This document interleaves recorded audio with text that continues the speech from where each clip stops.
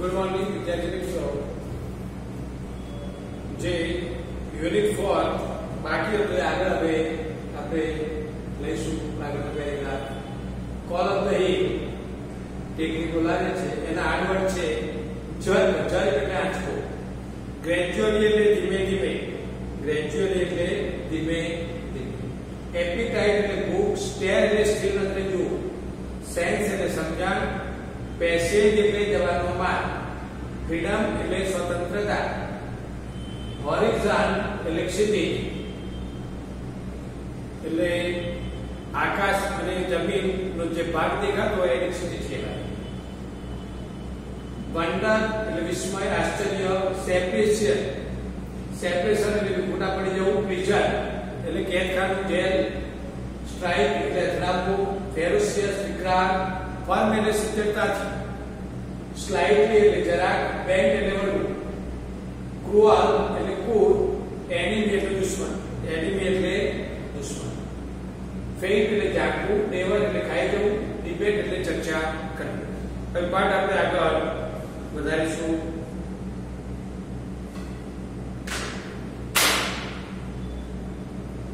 Gradually એટલે ધીમે ધીમે.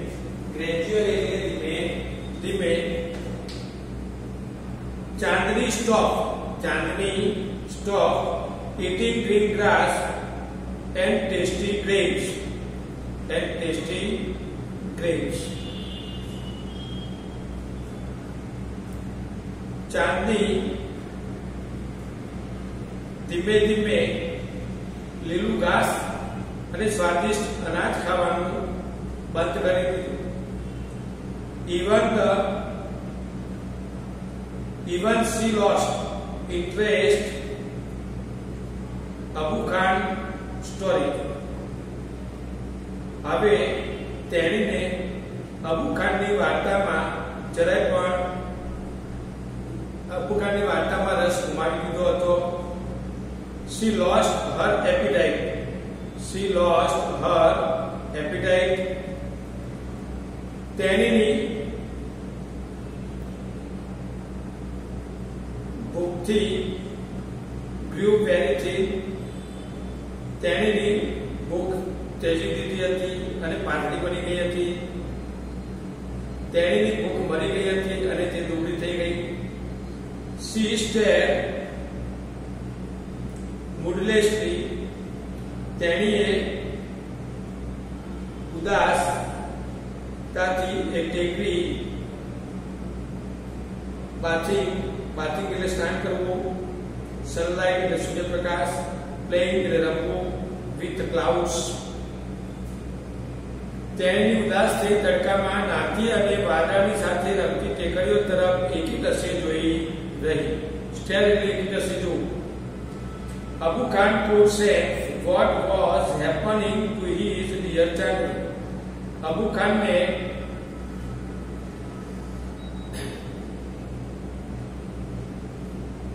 Abu Khan could sense.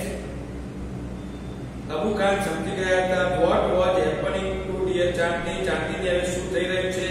he pushed her into small hut. તેણીને એક નાનકડી ઝૂંપડીમાં ધકેલી દીધી. shut the door અને બારણું બંધ કરી દીધું. બારણું બંધ કરી દીધું.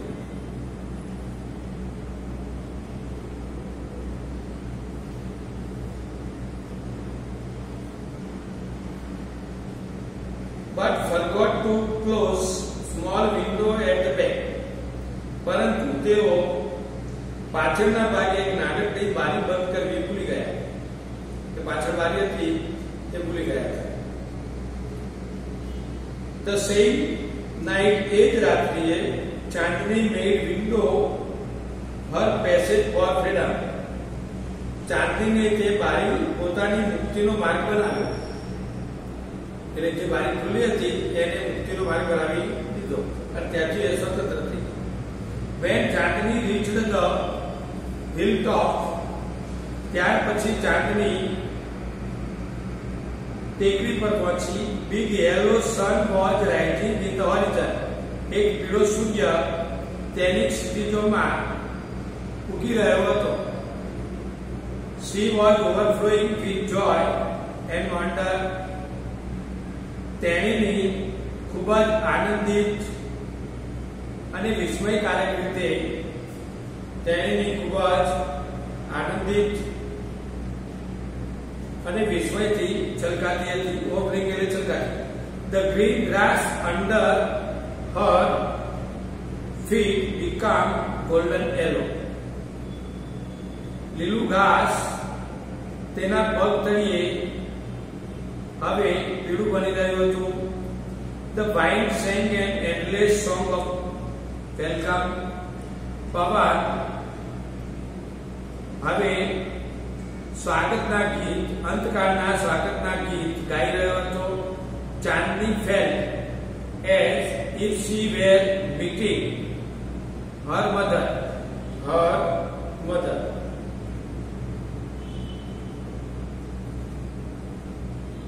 ચાંદીને felt એ લાગ્યું she were meeting her mother year separation. ચાંદીને એવું લાગ્યું કે જાણે કે તે વર્ષોથી વિખૂટી પડી ગયેલી તેની માતાને મળી રહી હતી. How different all this was from Abu Khan's present house. Abu ખાનને જેલ જેવા ઘરથી આ બધું કેટલું જુદું હતું એટલે એને ભિન્નતા દેખાઈ હતી. That day jumped the plane and all around. તેણીની કૂદી અને ચોમેર કૂદી અને રમી અને ખાધું. She was on the top of the world. હવે તે ખૂબ જ ખુશ હતી. ચાંદી જીવનનો સૌથી સારો દિવસ હતો. It was the happiest day Chandi's life. તે દિવસે ચોમેર કૂદી રમી ખાધું ખૂબ જ ખુશ હતી. ચાંદી જીવનનો સૌથી સારો દિવસ હતો. The sun disappeared behind the hill. Soon darkness covered the grass. એ સૂર્ય ટેકરીઓ પાછળ અદ્રશ્ય થઈ રહ્યો હતો. થોડીક જ વારમાં ઘાસ ઉપર અંધકાર છવાઈ ગયો. ફ્લાવર એન્ડ ટ્રીઝ, થોડીક જ વારમાં ઘાસ, ફૂલો અને વૃક્ષો પર અંધકાર છવાઈ ગયો. The wind stopped blowing. પવન ફૂંકાવાનો બંધ થઈ ગયો. There was stillness all around. ચારે તરફ નીરવ શાંતિ હતી. An owl hooted from hole. અને ઘુવડનો બકોલમાંથી અવાજ આવ્યો. ચાંદની felt scared. ચાંદની જરા ગભરાઈ. scared એટલે ગભરાવું. The full moon rose in the distant sky. દૂર આકાશમાં પૂનમનો ચંદ્ર ઉગ્યો. Its silver light Chandni showed to bright eyes, sharp teeth, moving slowly toward her. દૂર આકાશમાં પૂનમનો ચંદ્ર ઉગ્યો. તેની ચાંદનીએ બે ચમકતી આંખો, તીક્ષ્ણ દાંત ધીમેથી તેની તરફ આવતા જોયા. The devil was not hurrying. એ રાક્ષસ ઉતાવળમાં ન હતો. He knew that God was also his food. તે જાણતો હતો કે બકરી હવે તેનો જ ખોરાક હતી. The wolf and God struck their heads with each other. વરુ અને બકરીએ એકબીજા સાથે તેમના માથા અથડાવ્યા. He was big, ferocious. તે ખૂબ જ વિકરાળ હતું. Whereas she was small but not weak. જ્યાં તેણીની ખૂબ જ નાની હતી પરંતુ અશક્ત નહોતી. ચાંદની stood firm on her legs. ચાંદની તેના પગ ઉપર મક્કમતાથી ઊભી હતી. Head slightly bent. તેનું માથું નમ્રતાથી ઝુકાવ્યું. And her strong arm aimed at the devil. અને રાક્ષસ તરફ તેના શિંગડા તાક્યા. She looked like her soldier ready to fight cruel enemy. તેણીની એક બહાદુર સૈનિક જેવી લાગતી હતી. ટુ ફાઇટ cruel enemy, તે દુશ્મન સાથે લડવા માટે એક બહાદુર સૈનિક જેવી તૈયારી કરી લીધી હતી. The fight began, લડાઈ શરૂ થઈ. It went on through the night, અને રાત્રિ દરમિયાન ચાલુ રહી. The moon began to grow pale, suddenly hide behind the clouds. ચંદ્ર એકાએક નિસ્તેજ બનવાની શરૂઆત થઈ અને વાદળા પાછળ સંતાઈ ગયો. The star also began to disappear one by one. તારાઓ એક પછી એક અદ્રશ્ય થવાની શરૂઆત થઈ. Faint light appeared in the east. પૂર્વ બાજુ ઝાંખો પ્રકાશ દેખાયો. The first ray of the sun showed Chandni lying on the ground. સૂર્યના પ્રથમ કિરણે ચાંદીને જમીન પર પડેલી જોઈ. She was completely soaked in blood. તેણીની સંપૂર્ણ લોહીથી ખંડાયેલી હતી. The wolf, વરુ tired, wolf વરુ થાકેલું હતું. And sleepy, નિદ્રામાં હતું. Was getting ready to devour her, અને તે તેને ખાવા માટે તૈયાર હતું. તો તેણીની લોહીથી લથબથ હતી. થાકેલું, ઊંઘથી ઘેરાયેલું વરુ હવે ખાવા માટે તેને તૈયાર હતું. A flock bird sitting on the tree was debating result of the fight. ઝાડ પર બેઠેલા પક્ષીઓનું ઝુંડ તે લડાઈના પરિણામની ચર્ચા કરી રહ્યા હતા. So who is winner? કોણ વિજેતા છે? asked a small bird. એક નાના પક્ષીએ પૂછ્યું. The wolf, of course, બેશક વરુ. most of બધા declared, બધાએ જાહેર કરી દીધું હતું. મોટા ભાગના બધાએ જાહેર કરી દીધું કે વરુ. Together, no said white old bird. Chandni is the winner. એક વૃદ્ધ પક્ષી, સમજદાર વૃદ્ધ પક્ષીએ કહ્યું કે ચાંદની વિજેતા છે. I have never seen such brave freedom fighter.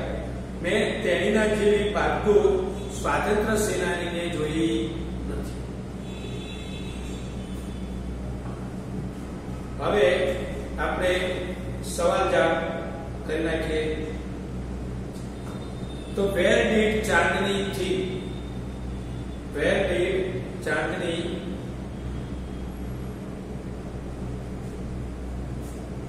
why did Chandni think? Why did Chandni think?